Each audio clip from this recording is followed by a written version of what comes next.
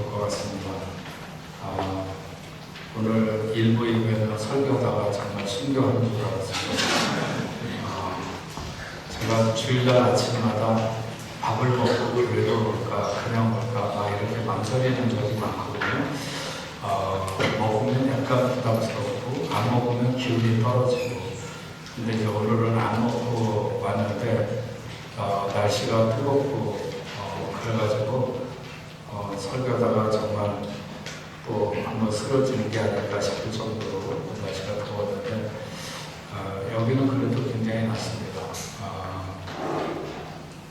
에어컨은 안 나오지만 그래도 여기가 아직 여기까지 이렇게 뜨겁게 달구질 않아서 조금 덥더라도 더 더운 나라를 평생 자신의 삶의 터전으로 삼고 살아가는 사람도 많이 있지 않습니까?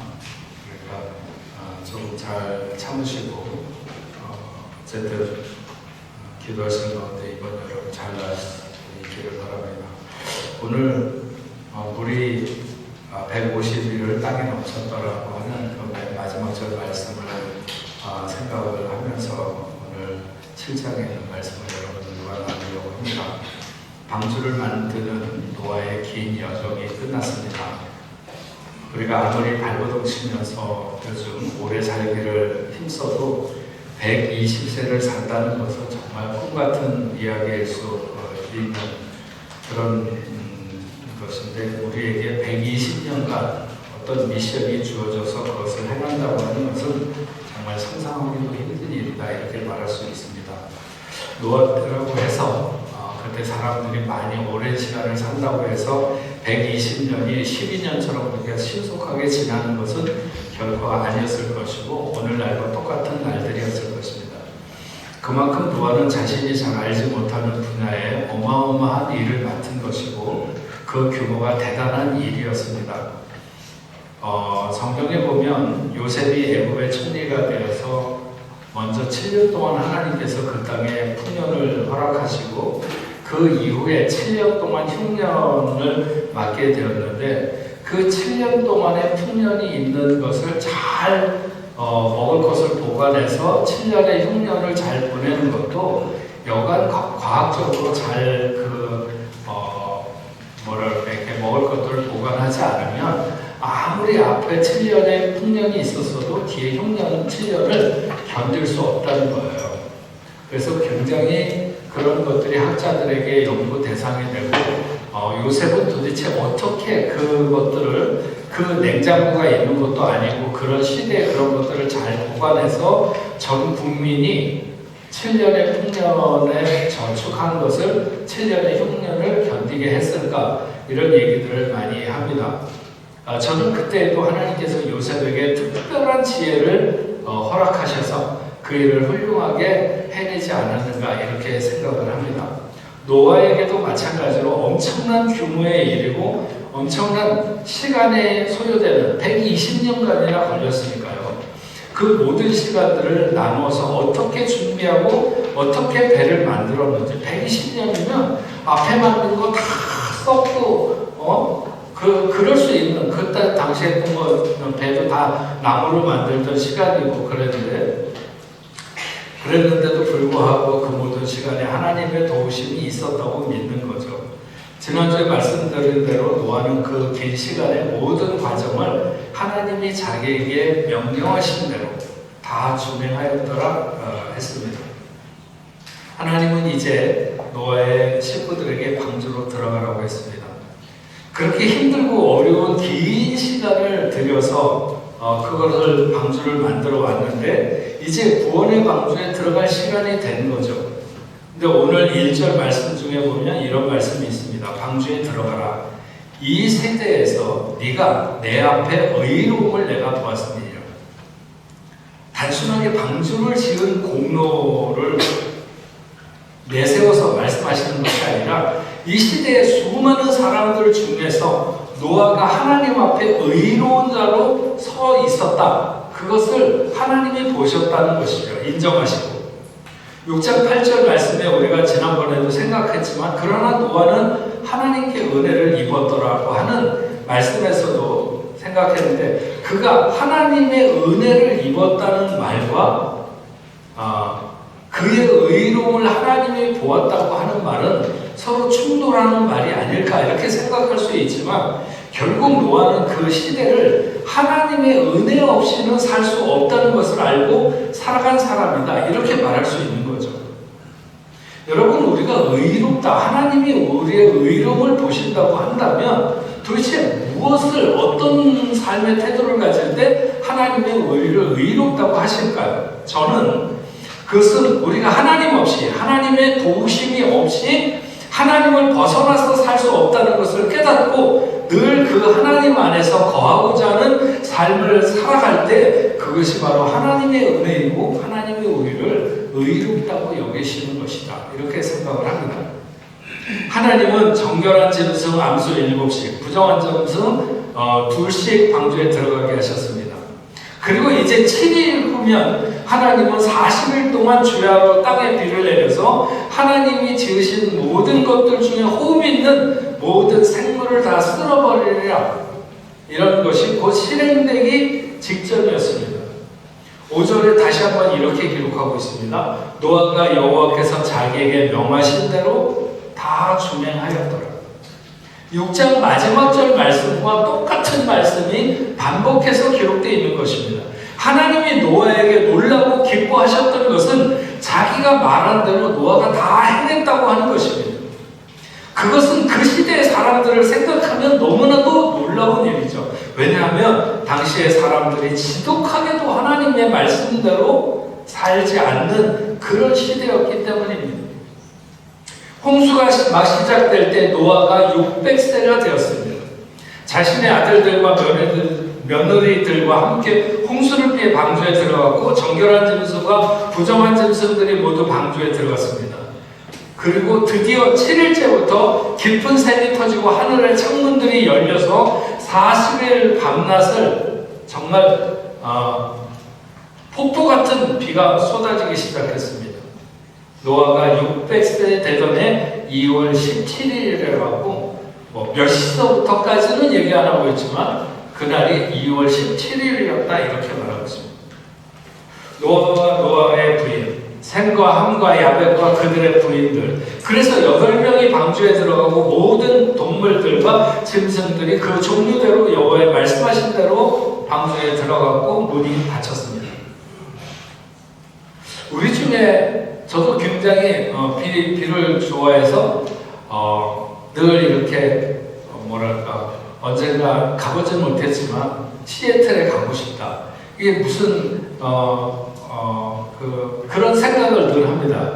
비가 늘 많이 오면 시애틀에 가고 싶다. 이런 생각을 하는데 어쨌든 아무리 아프리카 같은 데도 보면 낮에 잠깐 동안 소나기가 쏟아질 때 보면 정말 하늘이 다 무너지는 것처럼 그렇게 소나기가 쏟아집니다. 그래도 우리 중에 이때 노아에 쏟아지는 이런 비는 경험해보지 못했을 것입니다. 그야말로 하늘이 터졌고 뿐만 아니라 땅도 갈라져서 땅 속에서도 막 물이 솟아나고 하늘에서도 물이 막 쏟아지는 온 지면에 물이 덮이기 시작했고 언덕과 산들이 잠기기 시작하더니 드디어는 방주를 밀어 올렸고 방주는 떠다니기 시작했습니다. 그래도 비는 멈추지 않고 계속하고 온 세상이 6m, 7m 그러니까는 가장 높은 산도 다 6m, 7m 이거보다 더 높은 것만큼 큰 물속에 잠기는 그런 세상이 되었다고 하는 것이죠. 땅에 움직이는 모든 생물이 다 죽었습니다. 정말 세상에 그 모든 생명 있는 것들이 다 말갛게 씻겨 내려갔습니다. 그 많은 사람들로부터 야생에 뛰어다니는 짐승들까지 공중의 새까지 다 죽었습니다. 세상에는 오직 방주에 들어갔던 노아와 그와 함께했던 사람들만 남게 되었습니다. 그렇게 물이 온 세상을 덮어서 물이 땅에 150일을 넘쳤더라. 이것이 오늘 마지막에 있는 말씀입니다. 하나님이 노아에게 방주를 만들려고 했을 때 그 일이 얼마나 엄두가 나지 않는 일인지 과연 그 일을 해낼 수는 있을까? 그렇게 생각할 수도 있고 하나님은 왜 이렇게 감당하기 어려운 일을 시키시는가? 이렇게 생각했을 수도 있습니다. 하지만 방주가 완성되었을 때 방주에 오는 사람들은, 방주에 오를 사람들은 자기들이었던 거죠. 다른 아무도 그 방주에 무임승차하도록 되어 있지 않았고, 오직 노아의 8식구가 방주에 승선하게 되었고, 세상에는 오직 그 8명만이 남게 되었습니다. 오랜 시간 하나님의 명령을 다 준행하는 것이 결코 쉬운 일은 아니었지만 결국 그것은 자신들을 구원하는 방주가 된 것입니다. 그렇게 노아의 식구들이 방주에 들어간 후에 세상은 그야말로 아비규환이었을 것입니다. 처음에는 오늘같이 막 이렇게 덥고 쨍쨍한 날이 계속되다가 비가 쏟아지기 시작하니까 그야말로 사람들이 좋아했을 수도 있습니다. 비가 너무 시원하다고 좋다고 그러고 있었는데 밤낮 없이 계속 쏟아지는 비를 감당하기 어려웠던 거죠. 사람들은 이렇게 저렇게 애를 쓰면서 비를 막아보려고 했지만 그 밀고 들어오는 사망의 물결 같은 것을 막을 사람이 아무도 없었습니다. 하나님은 그 세상 어느 구석에서도 우연이라도 살아남을 수 있는 구석을 만들지 않으셨어요. 오늘 노아의 이 홍수 이걸 하다 보니까는 하나 그림이 생각나서 여러분들에게 보여주려고 하는 18세기, 19세기에 걸쳐서 살았던 프랑스의 화가 중에 이 안느 루이 지고베라고 하는 사람이 있습니다.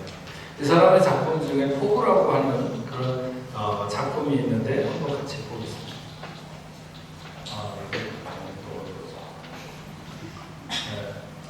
이거 없나요? 네. 안 보일 거 하여튼 보인다고 생각하시고.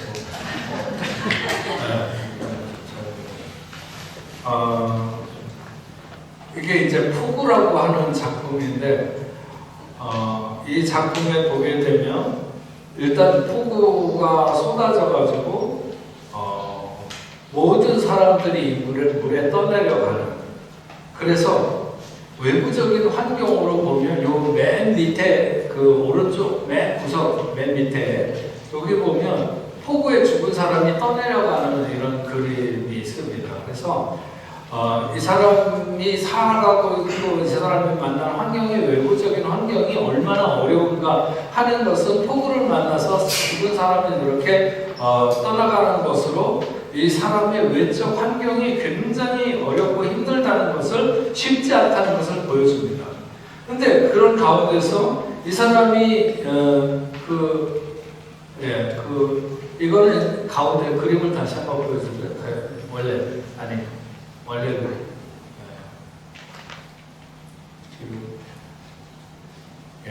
여기에 보면 저 가운데 서 있는 사람이 이를테면 주인공이고 우리로 말하면 가정의 가장 같은 사람입니다. 저 가운데에 있는 사람이 등에는 늙은 아비와 같은 사람을 이렇게 등에 메고 있고, 그 다음에 자기 부인 같은 사람을 손을 잡고 있고, 그 손에는 아이들이 2명 매달려 있습니다. 하나는 등에 매달려 있고, 하나는 이제 태어난 지 얼마 안 되는 갓난아기인데 엄마의 이렇게 배 앞에 있는 이런 것을 보여주는데, 이런 모든 그림에 나오는 이런 것이 저 가운데 있는 가정의 가장에게 맡겨진 어떤 삶의 무게와 같은 것입니다. 그러니까는 부모를 봉양해야 되는 어떤 그런 무게도 있는 것이고, 또 자기 부인과 아이들을 이렇게 먹여 살려야 되는 것 같은 그런 것들이 다 저 사람에게 주어졌는데, 이렇게 서 있는 저 사람의 발을 보면 과연 저 발이 똑바로 서 있을 수 있는 힘을 받을 수 있게 서 있냐는 거죠. 저 스탠스가 굉장히 불안해갖고 잘못하면 넘어질 수밖에 없는 그런 아주 힘든 그런 상태에 있습니다.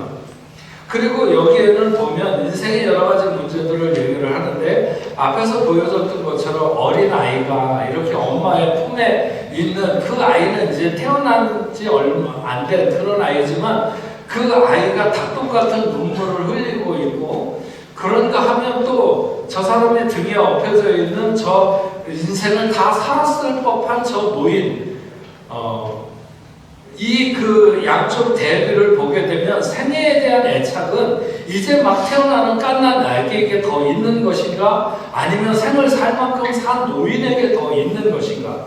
그러면서도 저 노인은 자기 주먹에 그 돈주머니를 쥐고 있는 이런 것들을 통해서 뭐라 그럴까요? 어떤 욕망일 수도 있고 욕심을 내려놓지만 그만큼 살 만큼 살았음에도 불구하고 여전히 그걸 가장 소중한 것으로 내려놓지 못하고 움켜쥐고 있는 것을 보게 됩니다. 이렇게 모든 그 등에 업힌 사람이나 손에 잡힌 그 가족들이나 다 이 가운데 있는 사람에게 매달려 있는데, 근데 이 사람이 저렇게 스탠스가 불안한 곳에 유일하게 뭔가를 잡고 있기 때문에 이걸 다 버티길 수 있는 거죠. 네. 그런데 저 사람이 붙들고 있고 유일하게 의지하고 있는 저 나무가 후지직거리면서 지금 꺾여지고 있는 이런 것을 이렇게 그린, 정말 뭐라 그럴까요? 위급하기도 하고 총체적으로 위기를 만나고 있는 그런 안 루이 지고데라고 하는 사람의 작품입니다. 이 포라고 하는 작품은 분명히 인생의 위기를 만난 사실에 대해서 보여주지만, 그러나 제가 오늘 함께 여러분들과 보고 있는 이 본문의 말씀, 여기에 쏟아지는 이 폭우는 모든 것을 휩쓸고 가는 것이 아니라 모든 것을 완전히 덮어버리는, 덮어버리는 절망을 말하는 것입니다. 그래서 마지막 절에 물이 150일을 땅에 넘쳤더라. 물이 150일을, 저거 꺼도 되겠습니다. 네. 150일을 넘쳤다고 하는 것은 세상으로 보면 완전한 절망을 말하는 것입니다. 신학자들이 여기 150일을 얘기했을 때 앞에 40일 동안 비가 쏟아지는 것을 포함하고 있다, 이렇게 얘기를 하고, 그래서 그렇게 쏟아지기 시작한 그 물이 모든 산과 모든 언덕과 높은 곳을 다 뒤엎고도 10몇 메타가 될 정도로 그렇게 많은 한 7, 8m 된다든지, 하여튼 어쨌든 그렇게 차오른 최고점에서부터 물이 줄어들기 시작하는 시간까지를 가리켜서 말하는 것이다. 그래서 온 세상이 물속에 잠겨서 150일 이상을, 또 그것이 말려가는 시간에도 잠겨 있었을 테니까 200일이나 300일 가깝게 그렇게 물이 물이 차 있었다, 이렇게 말할 수 있는 거죠. 풍랑이 일어나서 배가 뒤집히게 되면 그 뒤집힌 배에 에어포켓이라고 하는 것이 있어서 얼마 동안 고기로 파고들면 호흡할 수 있고, 그래서 그 안에서도 구조되어서 살아날 수도 있습니다. 하지만 온 세상이 다 물로 덮였을 때, 설령 어느 구석에 어떤 희한한 일이 있어가지고 생겨서 에어포켓 같은 것이 혹시 생겼다 하더라도 3달이나 4달 아니면 5달, 6달, 그렇게 물이 덮인 곳에서 살아남을 수는 없습니다. 이 150일은 온 세상의 모든 소망이 다 차단된 시간을 말하는 것입니다. 이 홍수를 정리해보면 오늘 말씀에서 4절과 7절에 홍수를 기다리는 이제 7일이 있으면 비가 쏟아질 것이라고 하는 말씀과 17절에 40일 동안 홍수가 있을 것이라고 하는 것, 24절에 150일 동안 물이 불어날 것에 대해서 말씀하시죠. 그리고 8장 3절에 가면 150일 동안 물이 점점 줄어들 것에 대해서 말씀하시고, 8장 6절에 40일을 더 기다리게 되고, 8장 10절에는 다시 7일 동안을 기다리고, 8장 12절에 또다시 7일을 더 기다려서 이 방주라고 하는 것을 통해서 구원받게 되는 역사를 말씀하고 있습니다. 비가 내리기 전 방주에 올라서 비가 그치고 땅이 말라서 다시 방주에 나오기까지 노아의 식구들은 1년 열흘 동안 방주에 있었습니다. 그때 세상은 정말 맑게 씻겨왔습니다. 그 중에 오늘 본문 말씀에서 하신 말씀, 물이 150일을 땅에 넘쳤다라고 하는 것은 구원의 방주 외에 외에 있는 모든 것에 호흡을 다 끊으신 것에 대해서 말씀하고 있는 것입니다. 여러분, 이스라엘 백성들이 애굽을 나와서 광야로 가면서 홍해를 건너게 되었을 때 그들의 뒤에 애굽의 군사들로 인해서 홍해 앞에서 그들이 죽을 수밖에 없었습니다. 왜냐하면 앞에는 홍해가 막혔고 뒤에는 애굽의 군사가 쫓아왔기 때문에. 그때 하나님은 이스라엘 백성들이 모두 홍해를 육지와 같이 건너게 하시고 대신 애굽의 군사들을 홍해에 수장시키게 됩니다.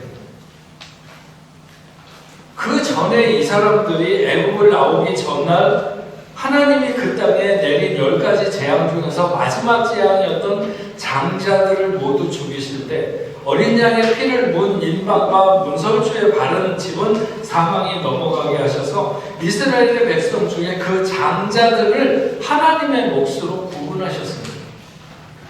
그래서 그 이후에 레위인으로 구분을 하셨고 그들은 오직 하나님만을 기업으로 삼는 하나님의 백성들이 된 것입니다. 그런데 이번에 홍해에서 그들을 구원해 내실 때 하나님은 이스라엘 모든 백성들을 다 홍해를 건너게 하시는 것이죠. 그것은 그 백성 모두를 받으시기로 자기의 것으로 삼으시기로 작정하신 것입니다. 그때 이스라엘 백성들이 깨달아야 했던 것은 뭐냐면 자기들이 모두 홍해에서 물에 수장된 것 같이 애굽에서 살던 시간들, 바로가 주는 것으로 살던 그런 자기들은 그 홍해를 지나는 시간에 죽었다고 인정하는 것입니다. 네. 그래서 그들은 다시 애굽으로 돌아갈 수도 없고 돌아가기를 힘써서도 안 되는 것이죠. 그곳은 이미 자기들이 죽은 곳이기 때문에. 그래서 돌아갈 수 없었습니다. 그것에 대해서 고린도전서 10장 2절에 이렇게 말씀합니다. 모세에게 속하여 다 구름과 바다에서 세례를 받고 모세가 인도하는 길을 따라서 구름과 바다에서 세례를 받았다고 하는 게 바로 그 홍해를 지날 때 그들은 이미 세례라고 하는 것은 내가 죽는 것을 의미하는 거예요. 내가 거기서 죽었다는 거예요. 그리고 이제 예수로 산다는 게 세례의 의미예요. 근데 여기에서 고린도전서 10장 2절에 말하는 것은 그 이스라엘 백성들이 모세에 속하여 다 구름과 바다에서 세례를 받았다는 거죠. 하나님은 노아의 시대에 그 많은 사람들을 다 물로 심판하시면서 오직 방주에 오른 8 식구만을 구원하시기로 한 것입니다. 사하라 사막 얼마나 넓은지 아시죠? 제가 비행기 타고 아프리카 갈 때마다 사하라를 가로지를 때가 굉장히 많은데 사하라 사막에 비행기 한 대가 불시착하게 되었고 그 작은 비행기에 타고 있었던 4명의 승무원들은 어떻게 해야 되는가에 대해서 의논을 했습니다. 그리고 그들은 비행기를 중심으로 해서 서로 사방으로 가는 데까지 가본 후에 저녁 때 다시 돌아오기로 했습니다. 하지만 그들은 모두 비행기를 버리고 멀리 갈 수가 없었어요. 비행기 곁에 있어야 쉽게 구조될 수 있을 것 같은 생각이 들었기 때문이죠. 그래서 며칠을 비행기 옆에 기다렸습니다. 아무 일도 일어나지 않았어요. 그래서 그들은 비행기를 떠나기로 결심을 하고 미련을 두지 않기 위해서 비행기를 불태우고 한 방향으로 걸어갔습니다. 낮에는 뜨거운 태양과 싸우고 밤에는 지독한 추위와 싸우면서 계속 앞으로 나갔습니다. 그러면서도 한 방향으로 계속 갔습니다. 결국 이들은 사람이 사는 동네에 이르게 되었고 구조될 수 있었습니다. 만일 이 사람들이 비행기에 대한 미련을 버리지 않고 끝까지 버리지 않았으면 이들은 영영 죽고 구원받지 못했을지도 모릅니다. 이들은 비행기에 대한 미련을 완전히 버렸기 때문에 구조될 수 있었습니다. 노아는 방주에 들어가라는 하나님의 명령을 받았습니다. 아직 심판의 징조는 그 어느 곳에서도 나타나지 않고 비는 무슨 비, 이렇게 쨍쨍하고 이렇게 더운데 타 죽을 것 같은 날씨인데 이렇게 생각했을 수도 있죠. 하지만 하나님께서 명령하신 말씀에 따라 순종해서 삶의 터전에 있던 모든 것들을 다 내려놓고 버리고 그들은 방주로 들어가게 됩니다. 이건 쉽지 않은 결단이죠. 그러나 노아는 지금껏 그렇게 하나님의 말씀에 순종했듯이 세상에 대한 미련을 버리고 가족들을 이끌고 방주로 들어가고 그래서 거기서 구원받게 됩니다. 틀림없이 이건 성경에 써 있는 건 아니지만 틀림없이 노아의 시대에 수많은 사람들도 방주로의 초대를 받았을 것입니다. 방주를 만드는데 힘을 보태지 않았어도 들어올 수 있는 자격을 주신다고 말했을 것입니다. 십자가에 달린 주님께 당신의 나라에 임하실 때 나를 기억해달라고 했던 한편 강도의 소원에 즉시 응답하시면서 네가 오늘 나와 함께 낙원에 이르리라 그렇게 말씀하신 것처럼 누군가 겸손하게 마지막 순간이라도 방주에 오르기를 간청했다면 그는 은혜에 의하여 구원을 얻게 되었을지도 모릅니다. 많은 사람들이 돈이나 권력이나 지위에 대한 미련을 가지고 살아가죠. 좀 더 잘 살고 싶고 좀 더 권력을 휘두르고 싶고 좀 더 높은 지위에 오르고 싶어 합니다. 그래서 수단과 방법을 가리지 않고 돈이나 권력, 지위를 추구하는 사람들이 우리의 주변에도 수도 없이 많고 우리도 때때로 그런 것에 유혹을 받습니다. 하나님의 자녀들조차 이런 것에 정신을 빼앗긴 사람도 적지 않습니다. 하나님을 믿으면서도 11조를 드리지 못하는 사람들, 하나님께 드림이 인색한 사람들, 알고 보면 결국 세상에 추구하는 것을 내려놓지 못해서 그러는 것입니다. 잘못된 미련과 짐작에 붙잡히면 하나님과 멀어지게 되고 방주의 승선을 머뭇거리게 되는 것입니다. 버려야 할 것에 대한 미련, 헛된 것에 대한 애착, 이것이 노아의 시대를 살아가던 사람들의 모습이고 오늘을 살아가는 우리들의 모습이 아닐 수 없는 것입니다. 방주의 문이 닫히는 날까지 사람들은 하나님의 경고를 무시하고 죄악과 더불어 살았습니다. 때를 따라 그들에게 하나님의 경고도 주어졌지만 하나님의 사랑의 권면도 있었을 것입니다. 하지만 그 많은 인생들 중에 노아의 8 식구밖에는 방주의 문턱을 넘어서는 자가 없었던 것입니다. 물이 150일을 땅에 넘쳤다라고 하는 것은 사망의 그늘이 그 땅의 모든 사람들에게 완벽하게 덮였다는 것을 말하는 거죠. 거기에 살아남을 수 있는 인생은 아무도 없습니다. 하지만 방주는 그 물이 한 방울도 흘러들 수 없었고 영향을 줄 수도 없었습니다. 여러분, 뽕 리빙의 오늘 그 말씀에 대한 주군구란의 그 결단하기라고 하는 곳에 보면 방주에 칠해진 역청에 대한 말씀이 써 있습니다. 역청은 열분에 의해 원유가 광물적인 타로의 상태를 거쳐서 아스팔트가 되기 직전에 나오는 물질로 이를테면 부드러운 아스팔트 같은, 그러니까 페인트보다는 약간 더 끈적이고 진짜 아스팔트보다는 약간 더 연한 이런 것으로 이해를 하면 좋을 텐데, 노아의 방주에 이 역청을 안팎으로 칠해서 코팅의 효과를 나타내고, 성경에 보면 바벨탑을 쌓을 때도 사람들이 역청을 진으로 대신했다는 기록도 있고, 모세를 담아서 나일강에 띄운 갈대 상자도 역청을 발랐다, 물이 들어오지 않도록 하기 위해서. 어쨌든 이 역청은 불타기 쉬운 소재로 소개되고 있지만, 그러나 부패하거나 물을 차단하는 데는 엄청 뛰어난 것이 틀림없습니다. 150일을 땅에 넘쳤던 물은 그 위력이 대단했습니다. 하나님의 진노로 촉발된 심판의 물은 그 누구도 그것을 견뎌낼 수 없는 엄청난 위력을 지닌 것이었습니다. 이 강력한 물은 거대한 지질학적 변경을 수많은 곳에서 일으켰을 거예요. 그때 홍수에 잠겼다가 그 홍수가 말라지면서 땅이 갈라진다든지 이런 여러 가지 일들이 엄청나게 많이 있었을 거예요. 그런데 이 큰 환란에서 오직 방주만, 그 물에 떠 있는 방주만 하나님의 보호 아래 있었습니다. 노아의 방주는 죽음의 물결로부터 믿는 자들을 구원하시는 유일한 피난처 되시는 예수 그리스도를 그래서 상징하는 것입니다. 성도는 예수 그리스도를 모신 존재에게 세상의 거친 물결과 풍랑에 휩싸이지 않고 믿음으로 담대한 삶을 살아갈 수 있게 되는 것입니다. 거대한 물은 오직 방주를 밀어올렸고, 아무리 깊은 물이 형성되어도 그 배를 엄몰할 수는 없었습니다. 우리가 물과 기름이라고 하는 말을 종종 하죠. 방주는 물에 닿았지만 물과 합해지지는 않았습니다.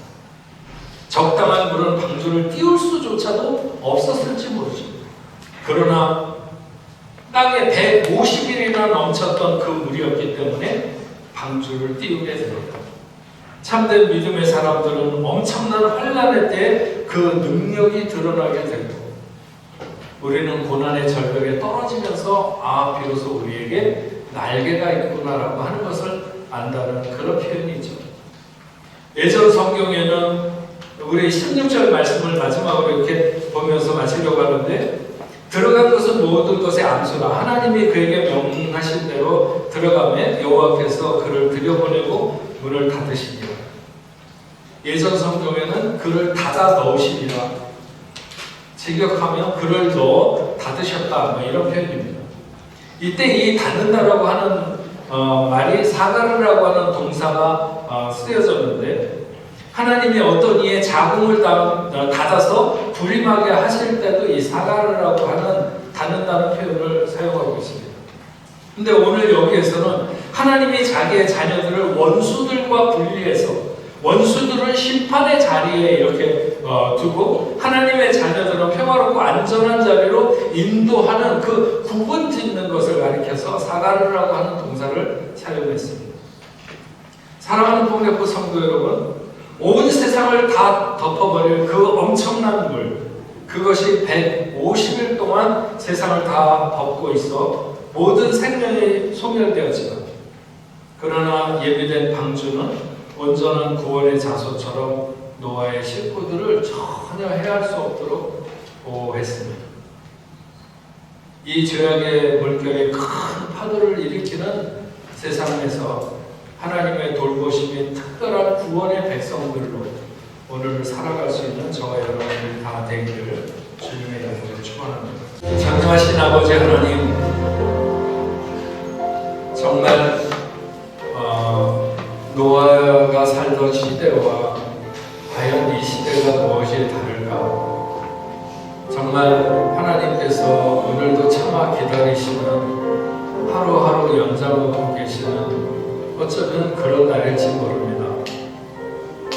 정말 이때 노아처럼 그렇게 하나님 앞에 의로움을 드러내고 또 하나님의 은혜를 입은 자로 우리가 살아가고 있는지 다시 한번 돌아보게 하시고, 우리의 삶의 목표와 헛된 것에 잊지 않도록 정말 구원의 방주에 들어가는 것 외에 예수 그리스도만이 우리의 참 소망이고 능력이고 구원인 것을 고백하지 않고는 결코 살아갈 수 없는, 구원받을 수 없다는 사실을 오늘 저희들로 하여금 분명히 깨닫게 하시고, 비록 이런 시대라 할지라도 하나님의 거룩한 백성들답게 정말 노아처럼 의롭게 하나님 앞에 구별된 삶을 살기로 결단하는 저희들 다 될 수 있도록 주여 도와 주시옵소서.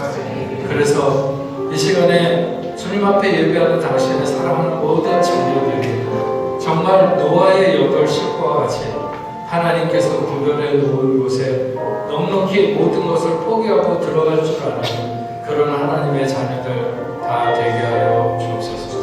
오늘도 하나님 앞에 귀한 예물 올려드렸습니다. 믿음으로 드린 예물 되게 하시고, 아버지 하나님, 우리의 생사를 다 하나님이 지고 계시고 하나님께서 은혜함으로 함께해 주시는 것을 고백하는 저희들 되게 하시며, 인색하거나 억지로 드리지 않게 하시고 하나님의 것을 하나님 앞에 돌려드리는데 오직 감사와 기쁨이 있도록 주여 도와 주시옵소서. 당신의 사랑하는 자녀들 중에 혹시 여러 가지 아프고 힘든 문제들을 가지고 있는 귀한 자녀들이 있습니까? 주님 찾아가 주시고 그 능력의 손으로 어루만져 주시옵시고 예수의 권능으로 모든 병만을 물리치고 깨끗이 낫는 귀한 역사가 있게 하여 주시옵소서. 저 멀리 아프리카 땅까지 가서 복음을 증거하고 있는 그 모든 선교사님들과 선교지 위에도 하나님 함께하여 주시옵소서. 어려운 시대에도 멈추지 않냐고 하나님의 나라가 계속해서 확장되는 귀한 은혜가 있도록 주여 도와 주시옵소서. 이제 여름을 맞아서 여러 곳으로 우리 성도들의 여행을 떠나고 고국에 방문도 하고 합니다. 아버지 하나님, 어디로 가든지 하나님 앞에 불타는 가슴이 아버지 안에 식지 않도록 주여 도와주시옵소서. 하나님 앞에 영광 돌릴 수 있는 귀한 자녀들 다 되도록 인도하여 주시옵소서. 하나님 아버지, 오늘 이 자리에 처음 나와서 함께 예배드리는 사랑하는 귀한 자녀들이 있습니다. 김남희, 김도윤, 신훈식, 이선영, 김기용, 홍나희. 사랑하는 자녀들은 새 가정을 이루어서 신혼여행을 왔습니다. 평생에 하나님을 주인으로 모신 아름다운 가정이 되도록 인도하여 주시옵소서. 이들을 통해서 큰 영광 받으시는 복된 삶 되게 하여 주옵소서. 진광탁, 권선미, 최조셉, 이미애, 박은석, 장경배. 아버지 하나님, 사랑하는 귀한 자녀들이 어떤 여정 가운데 오늘 이 자리에서 함께 예배 드리게 되었든지 저들이 가는 모든 길에 동행하여 주시옵시고 하나님께서 생명의 보호자가 되어 주시어서 하나님 저들의 삶을 붙들어 주시고 하나님 영광 돌릴 수 있는 복된 삶 되도록 주여 도와 주시옵소서. 아버지 하나님, 뽕대포 성도들도 여러 곳에 많이 흩어져 있습니다. 돌아오는 시간까지 안전하고 건강하게 지켜주시옵시고 이번 한 주간에도 일어나는 모든 일들 위해 특별히 우리 장로님 전시회 외에도 하나님 함께하여 주시옵소서. 정말 많은 사람들에게 이 시대의 맑은 영감을 공유할 수 있는 귀한 역사가 있도록 인도하여 주시옵소서. 우리 사랑하는 모든 하나님의 자녀들 큰 은혜와 축복으로 함께 하심을 감사합니다. 하나님의 홀로 영광 받으시옵소서. 이제는 우리 주 예수 그리스도의 은혜와 하나님 아버지의 크신 사랑과 성령님의 감화 감동이고 교통하심이 오늘 하나님 앞에 나와 예배하는 당신의 사랑하는 자녀들과 저희의 가정과 직장과 두고온 고국에 세계 만방에 흩어져 복음을 전하는 모든 선교사들과 그 사역지 위에 이제로부터 영원토록 함께 있을지어다. 아멘.